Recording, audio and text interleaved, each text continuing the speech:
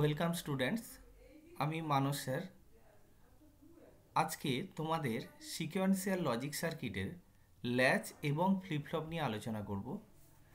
তার আগে একটু জেনে নিই, আমার যদিও আগের ভিডিওতে সিকোয়েন্সিয়াল লজিক সার্কিট কাকে বলে বলা আছে, তাও একটু জেনে নিই সিকোয়েন্সিয়াল লজিক সার্কিট কাকে বলে। দেখো, সিকোয়েন্সিয়াল লজিক সার্কিট বলতে যা বোঝায় সেটা হচ্ছে সিকোয়েন্সিয়াল লজিক সার্কিট হচ্ছে combinational circuit to which memory elements are connected to form a feedback। আমি যেটা বলছিলাম কম্বিনেশন অফ, কার কম্বিনেশন? একটা কম্বিনেশনাল সার্কিট এবং তার সঙ্গে মেমোরি এলিমেন্ট এবং একটা ফিডব্যাক পাথ, এটা ইনপুট এবং একটা ফিডব্যাক পাথ, এইটা যেটা থাকবে সেটাকেই আমরা কিন্তু বলছি সিকোয়েন্সিয়াল সার্কিট। এই এই যে ছবিটা আঁকলাম এটা কিন্তু অ্যাসিঙ্কোনাস সিকোয়েন্সিয়াল সার্কিট। আমার আগের ভিডিওতে আছে, দেখবে সিকোয়েন্সিয়াল সার্কিটের যে ভিডিওটা আছে তাতে দেখবে পরিষ্কার বলা আছে সিঙ্কোনাস সিকোয়েন্সিয়াল সার্কিট এবং অ্যাসিঙ্কোনাস সিকোয়েন্সিয়াল সার্কিট। এইখানে দেখো, সিঙ্কোনাস সিকোয়েন্সিয়াল সার্কিট এবং অ্যাসিঙ্কোনাস সিকোয়েন্সিয়াল সার্কিট কাকে বলে? সিঙ্কোনাস সিকোয়েন্সিয়াল সার্কিট যেটাতে আমরা ক্লক পালস দিয়ে থাকি সেটাতেই হচ্ছে সিঙ্কোনাস সিকোয়েন্সিয়াল সার্কিট। যেমন আমি যে ছবিটা এই অবধি এঁকেছি এটা কিন্তু অ্যাসিঙ্কোনাস। যেই আমরা এই মেমোরি ইউনিটের সঙ্গে ক্লক পালস অ্যাড করে দেব তখন কিন্তু এটা হয়ে যাবে সিঙ্কোনাস সিকোয়েন্সিয়াল সার্কিট। এইবারে দেখো, ল্যাচ কাকে বলে? Latch is a flip flop in its simplest form is called a latch. তাহলে একটা ফ্লিপ ফ্লপের যে সিম্পলেস্ট ফর্ম, সিম্পলেস্ট ফর্ম বলতে যেটাকে বোঝায় সেটা হচ্ছে বেসিক ইউনিটটা হচ্ছে ল্যাচ। প্রতিটা ফ্লিপ ফ্লপের বেসিক ইউনিট কিন্তু সেম, হচ্ছে সেম। তো সেই ইউনিটটাকেই আমরা বলি ল্যাচ। আমি পরপর আরও আসছি, সামনের আমার পেজগুলোতে আছে। A latch store a binary bit 0 or 1। The unclocked আর ল্যাচটা কি? The unclocked simple flip-flops, the latch are temporary storage device and they are ideally suited for storing information between processing units and IO units। IO unit এবং processing ইউনিটের মধ্যে কিন্তু আমরা latch use করি। Or indicator বলতে কি বোঝায়? কোনো প্রসেস যদি কমপ্লিট হয়ে যায় তখন যে সার্কিটের মাধ্যমে এই কমপ্লিশনের আউটপুটটা বোঝা যায় যে কমপ্লিশন হয়ে গেছে, এই সিগন্যালটা আছে, সেটাকে বলা হয় ইন্ডিকেটর ইউনিট। এবারে দেখো, এই যে বলেছি SR latch the basic flip flop circuit, এইটা হচ্ছে কিন্তু ফ্লিপ ফ্লপ সার্কিটের বেসিক ইউনিট হচ্ছে কি? ল্যাচ। এইটা এসআর ল্যাচ, এটা হচ্ছে ফ্লিপ ফ্লপ সার্কিটের বেসিক ইউনিট। এইখানে দেখো দুটো ইনপুট আছে, একটা হচ্ছে এস, এই যে দেখো এস ইনপুট, এবং একটা হচ্ছে আর ইনপুট, এবং দুটো ন্যান্ড গেট ইউজ করা হয়েছে। দুটো ন্যান্ড গেট, এইখানে দেখো একটা ন্যান্ড গেট আছে, এইখানে একটা ন্যান্ড গেট আছে। এই দুটো ন্যান্ড গেটকে এইখানে দেখো এইখানে ফিডব্যাক, অ্যাকচুয়ালি এই 1 নম্বর যদি ন্যান্ড গেটটা হয় এবং এটা যদি 2 নম্বর ন্যান্ড গেট হয়, এই 1 নম্বর ন্যান্ড গেটের ফিডব্যাক হিসাবে 2 নম্বর ন্যান্ড গেট আউটপুট 2 নম্বর ন্যান্ড গেটের ফিডব্যাক হিসাবে এসছে। আবার দেখো 2 নম্বর ন্যান্ড গেটের আউটপুট 1 নম্বর ন্যান্ড গেটে ইনপুট হিসাবে গেছে। এটাই হচ্ছে কিন্তু ফিডব্যাক, এটাকেই আমরা ফিডব্যাক বলি। তোমাকে ভালো করে বুঝতে হবে ল্যাচটা যদি তুমি ভালো করে বোঝো তাহলে কিন্তু ফ্লিপ ফ্লপ পুরোটাই বুঝতে পারবে। এখানে দেখো, এবং এস এবং আর আমি এখানে পাশাপাশি লিখছি, আর এস, এটা ইনপুট, এটা হচ্ছে ট্রুথ টেবিল। এখানে আর এবং এস দুটো ইনপুট, একটা হচ্ছে কিউ, একটা হচ্ছে কিউ বার হচ্ছে আউটপুট। আমি ল্যাচে বলেছি কি, যে ল্যাচের দুটো আউটপুট থাকবে, একটা নর্মাল ফর্মে থাকবে এবং একটা কমপ্লিমেন্ট ফর্ম। দেখো কিউটা নর্মাল ফর্ম, কিউ বারটা ওর কমপ্লিমেন্ট ফর্ম। এই এই ল্যাচে যে কাজটা হয় সেটা আগে বলি, তারপর সার্কিটে কিভাবে হচ্ছে সেটা বলবো। যদি বোথ ইনপুট 0 0 হয়, মানে আর ইকাল টু 0 এবং এস ইকাল টু 0, যদি বোথ ইনপুট 0 0 হয় তাহলে কিন্তু কিউ যা হবে সেটা হচ্ছে নো চেঞ্জ। মানে নো চেঞ্জ মানে প্রিভিয়াস কোনো ইনপুট কম্বিনেশনের রেসপেক্টে ইনপুট কম্বিনেশনের রেসপেক্টে যে আউটপুট ছিল সেই আউটপুটটাই থেকে যাবে। এইবার দেখো R0S1 এইটা যদি হয় তাহলে কিন্তু Q1 হবে। আমি কিউ বারটা লিখছি না, আর কিউ বারটা কারণ কিউর কমপ্লিমেন্ট আছে, এই জন্য 1 হলে এটা 0 হবে। এবং আর যদি 1 হয় এবং এস যদি 0 হয় তাহলে কিন্তু এটা 0 হবে। এটা কেন 0 হবে বা কেন 1 হচ্ছে, এবার এইটা একটু আসি। তোমাদেরকে বুঝতে হবে এই দুটো R0S1 এবং R1S0। এখানে ভালো করে শোনো, আর বলতে আমরা যদি বলি রিসেট, রিসেট বলতে কি বোঝায়? রিসেট বলতে কি বোঝায়, যদি ওই ইনপুটটা হাই হয়, যদি রিসেট ইনপুট হাই হয় তাহলে আউটপুট রিসেট টু 0। আর এস বলতে যেটা বোঝাই সেটা হচ্ছে সেট। এই সেট ইনপুটটা যদি হাই মানে 1 হয় তাহলে আউটপুট সেট টু 1। সেই লজিক কাজে লাগিয়ে, সেই ফর্মুলা কাজে লাগিয়ে আমরা কিন্তু এখানে এটা লিখেছি। আমি যেটা লিখেছি দেখো, আর এর ভ্যালু 0 এবং এস এর ভ্যালু 1। তার মানে কি, এস যখন 1 হবে তখন আউটপুটকে সেট করে দেবে, সেট টু কত 1। আর এর ভ্যালু যখন 1 হবে তাহলে আউটপুটকেও রিসেট করে দেবে, রিসেট মানে 0। তাহলে S input high, output will be set. R input high, output will be reset. এইবার এস এবং আর যদি 0 0 থাকে তাহলে সেটও হবে না, রিসেটও হবে না। সেট আর রিসেট যখন হবে না তখন কিন্তু নো চেঞ্জ, তখন প্রিভিয়াস আউটপুট যা ছিল সেটাই থেকে যাবে। তাহলে দেখো আমরা কি করে এক বিট স্টোর করতে পারি, কারণ আমরা ধরো দিলাম এস ইনপুটে 0 এবং এস ইনপুটে 1 এবং আর ইনপুটে 0 দিলাম। লজিক সার্কিটের দিকে তাকাও, এস ইনপুটে 1 এবং আর ইনপুটে 0 দিলাম।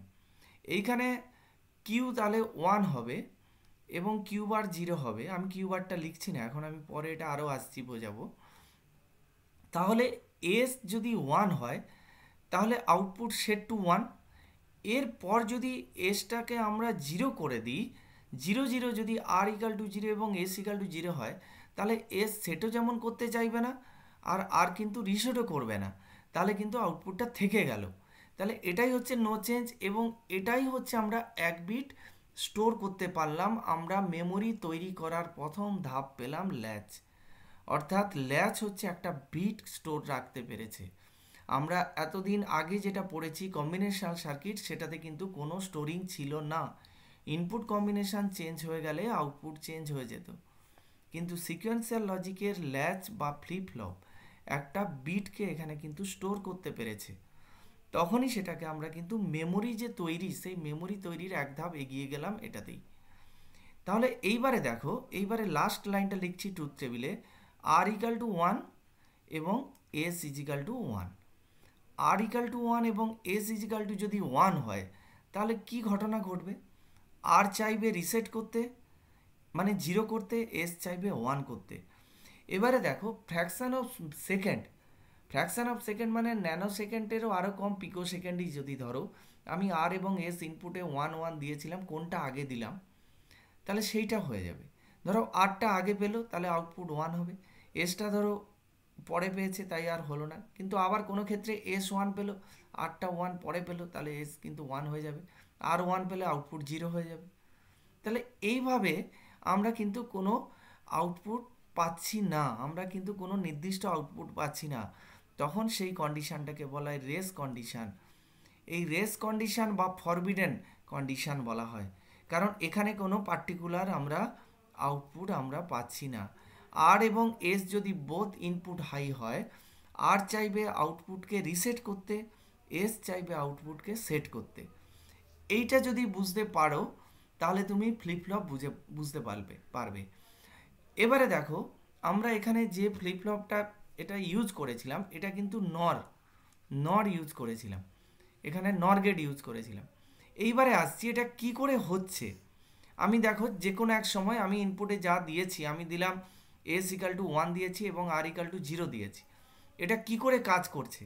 নর গেটের ট্রুথ টেবিল ভালো করে মনে রাখো। নর গেট মনে আছে নিশ্চয়ই, অরের অপোজিট। অর্থাৎ অর গেটে ফার্স্ট ইনপুটটা 0 ছিল, ফার্স্ট আউটপুট 0 ছিল, বাকি সবগুলো 1 হয়েছিল। এখানে প্রথমটা 1 হবে, বাকিগুলো সব 0 হয়ে যাবে। তার মানে 0 0 ইনপুটে কিন্তু নর কিন্তু 1 হবে। তাহলে এইবারে দেখো এস ইনপুট 1 আছে, তাহলে আউটপুট কত পাবো? 0। এইবারে দেখো এই 0টা ট্রান্সফার হলো এখানে 1 নম্বরে, 1 নম্বর নর গেটে ট্রান্সফার হলো। তাহলে এখানে বোথ ইনপুট 0, তাহলে দেখো আউটপুট 1। এইবার দেখো এই 1টা, এই 1 নম্বর নর গেটের যে 1 কিউতে যেটা পেয়েছি সেটা কোথায় ট্রান্সফার হলো? 2 নম্বরের, 2 নম্বর নর গেটে। তাহলে দেখো এখানে 1 1 0, তাহলে সার্কিটটা মিলে যাচ্ছে। এইবারে দেখো এরপর আমি যদি 0 0 ইনপুট দিই, তোমরা একটু মিলিয়ে নেবে। 0 0 ইনপুট দিলে কিন্তু এই আউটপুটে কিউর ভ্যালু 1 থাকবে এবং কিউ বারের ভ্যালু 0ই থাকবে, এটা কোনো চেঞ্জ হবে না। এই আরেকটা পেজ খুলেছি আমি, যেটা হচ্ছে এসআর ল্যাচ বেসিক ফ্লিপফ্লপ, কিন্তু এটা ন্যান্ড গেট দিয়ে। এই ন্যান্ড গেট দিয়ে করার আগে আমি একটু ন্যান্ডের ট্রুথ টেবিলটা দেখে নিই। ন্যান্ডের ট্রুথ টেবিলটা কত ছিল? 0 0 0 1 1 0 এবং 1 1। তাহলে 0 0তে ন্যান্ড ছিল 1, আর 1 0তে 1, সরি 0 1-এ 1, 1 0তে 1 এবং 1 1-এ 0।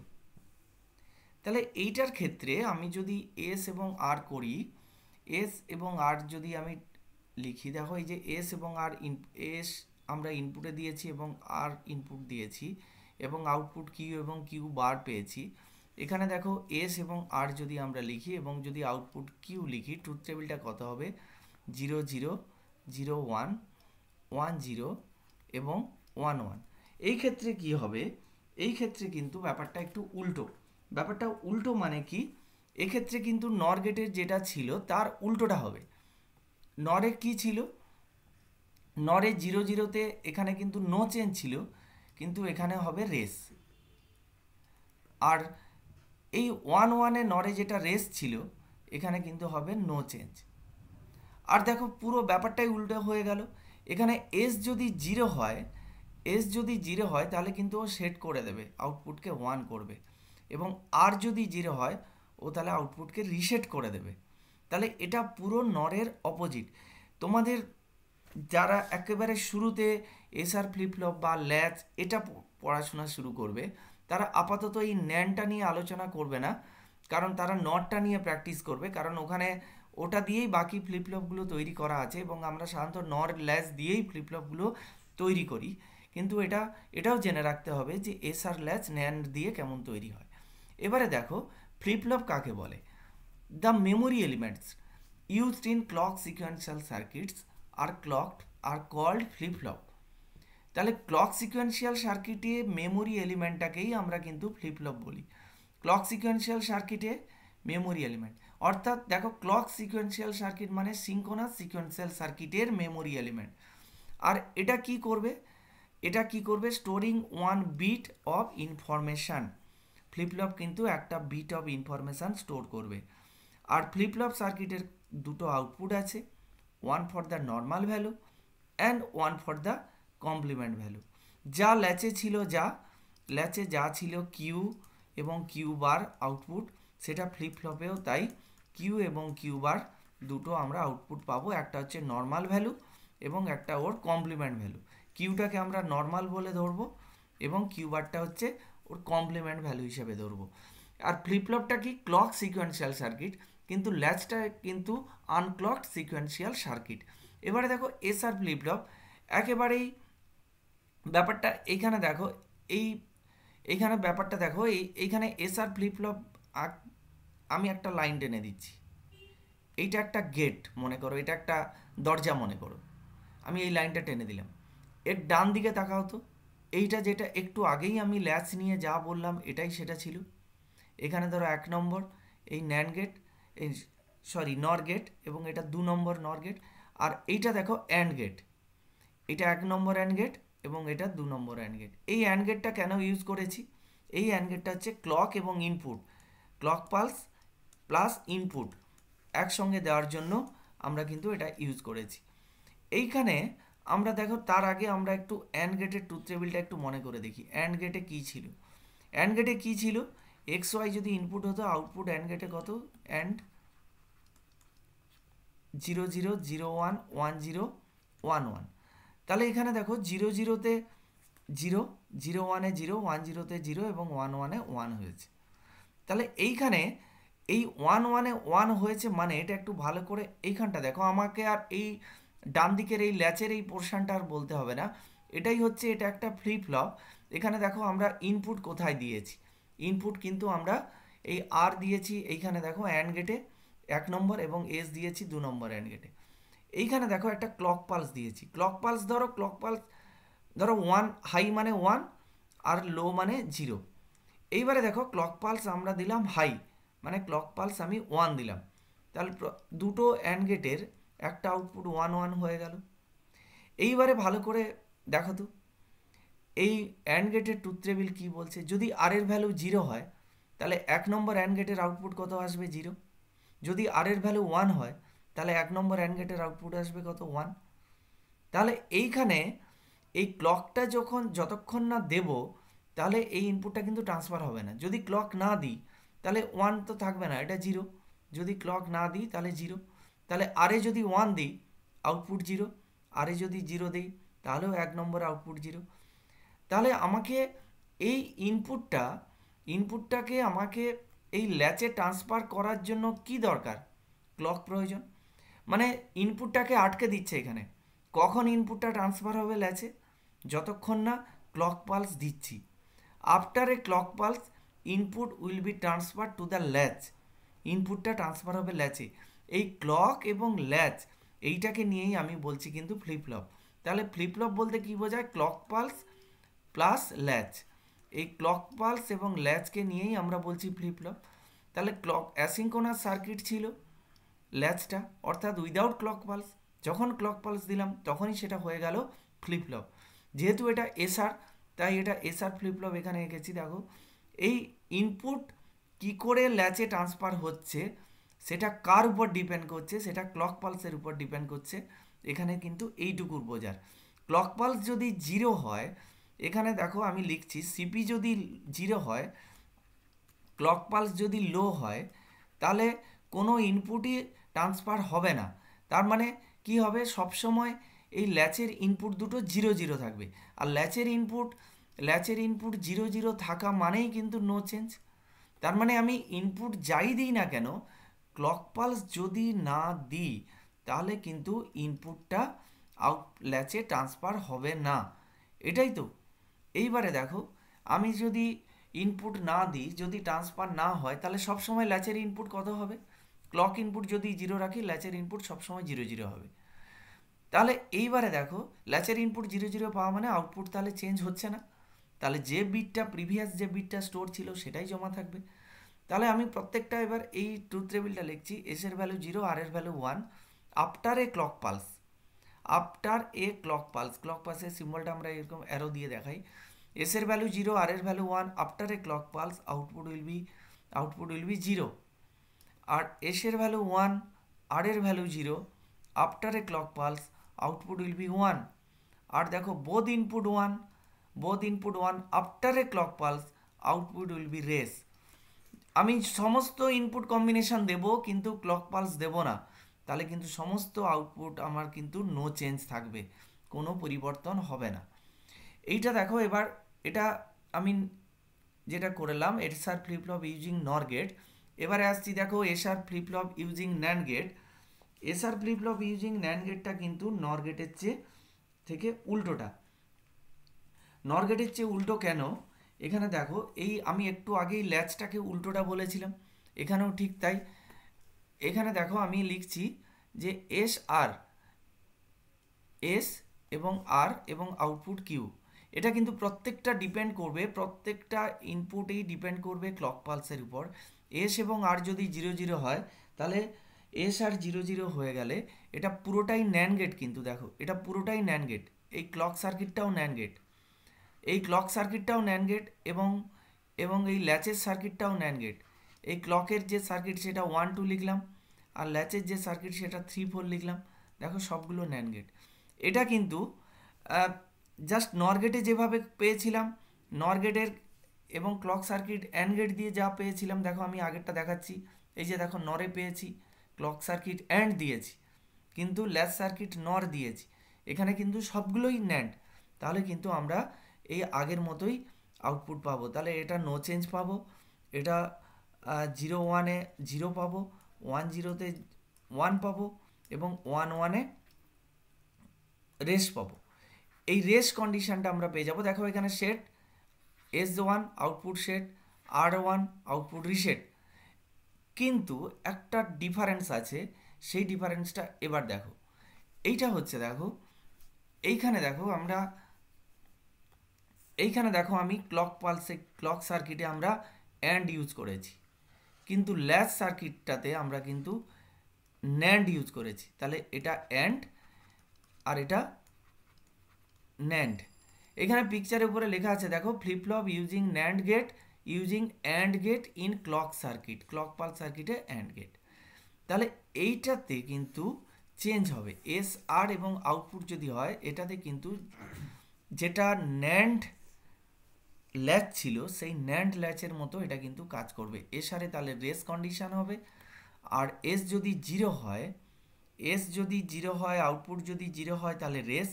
এস যদি জিরো, আউটপুট যদি 1 হয় তাহলে আউটপুট সেট 1। এস যদি 1 হয় আর যদি জিরো হয় তাহলে আউটপুট রিসেট টু জিরো, এবং বোথ ইনপুট হাই হলে নো চেঞ্জ হবে। এইটা ঠিক জাস্ট এটার ন্যান্ড ল্যাচের মতো, ন্যান্ড ল্যাচ যেটা ছিল সেই ন্যান্ড ল্যাচের মতোই কিন্তু এটা আউটপুটটা আমরা এখানে পাবো। এইবারে দেখো ডি ফ্লিপ ফ্লপ আসছি। ডি ফ্লিপ ফ্লপে যেটা আছে সেটা দেখো, ডি ফ্লিপ ফ্লপ এখানে নর ইউজ করেছি, নর গেট ইউজ করেছি, এবং ক্লক পালস সার্কিটে আমরা এখানে অ্যান্ড গেট ইউজ করেছি, আর ল্যাচ সার্কিটে আমরা নর ইউজ করেছি। আর এই যে ক্লক পালসটা দিয়েছি, এই ক্লক পালসটা নিয়ে আমি পরে বলবো, এটাকে বলা হয় এজ ট্রিগারিং। আমার সিকোয়েন্সিয়াল সার্কিটের ফার্স্ট ভিডিওতে এই এজ ট্রিগারিং সম্বন্ধে বলা ছিল, তোমরা ওখান থেকেও জেনে নিতে পারো। এইটা ডি ফ্লিপ ফ্লপ, কিন্তু এটা দেখো এইখানে কি চেঞ্জ, আমরা কেন ডি ফ্লিপ ফ্লপ ইউজ করব। এখানে দেখো, এই যে দেখো এসআর ফ্লিপ ফ্লপের আর এস, এই যে আর এবং এস যেটা লিখেছি এটা কিন্তু SR circuit, SR flip flop. SR flip flop থেকে আমরা ডি ফ্লিপ ফ্লপ বানিয়েছি। কেন আমরা এসআর থেকে আমরা ডি ফ্লিপ ফ্লপ কেন বানিয়েছি? এইটাকে এলিমিনেট করার জন্য। কি এলিমিনেট করার জন্য? এই যে রেস কন্ডিশনটাকে এলিমিনেট করার জন্য আমরা কিন্তু ডি বানিয়েছি। ডিতে কিন্তু রেস কন্ডিশন হবে না। কেন হবে না সেটা দেখো, কারণ এখানে বোথ ইনপুট কখনোই 0 0 বা কখনোই 1 1 হবে না। এখানে বোথ ইনপুট কখনোই 1 1 হবে না, কারণ এখানে একটা নট গেট দেওয়া আছে। দেখো ভালো করে দেখো, ডি ইনপুট, ধরো ডি ইনপুটে 1 দিলাম, তাহলে নট গেট দিয়ে আরে কত যাবে, আর হবে 0, আর এসে কত আসবে, এস হবে 1। তাহলে দেখো হোয়াট এভার এস 1 হওয়া মানে কি হবে, এই নট ল্যাচের ক্ষেত্রে এবং অ্যান্ড যদি আমরা ক্লক পালসে ইউজ করি, তাহলে এস যদি 1 হয় তাহলে কিন্তু কিউ কিন্তু 1 হবে। তাহলে what ever the D that will be in the output, D যা হবে সেটাই কিন্তু আমরা এখানে এফ লিখেছি, আউটপুট কিউতে সেটাই আমরা পাবো। ডি যদি 0 হয় তাহলে আউটপুট আমরা 0 পাবো। ডি যদি 1 হয় তাহলে after a clock pulse output আমরা 1 পাবো। ডি যদি 0 হয় আফটার এ ক্লক পালস আমরা আউটপুট 0 পাবো। তাহলে দেখো এখানে কখনোই বোথ ইনপুট 0 0 বা বোথ ইনপুট 1 1 এর কন্ডিশন আসছে না। যেহেতু বোথ ইনপুট 1 1 হচ্ছে না, তাই রেস কন্ডিশনও হচ্ছে না।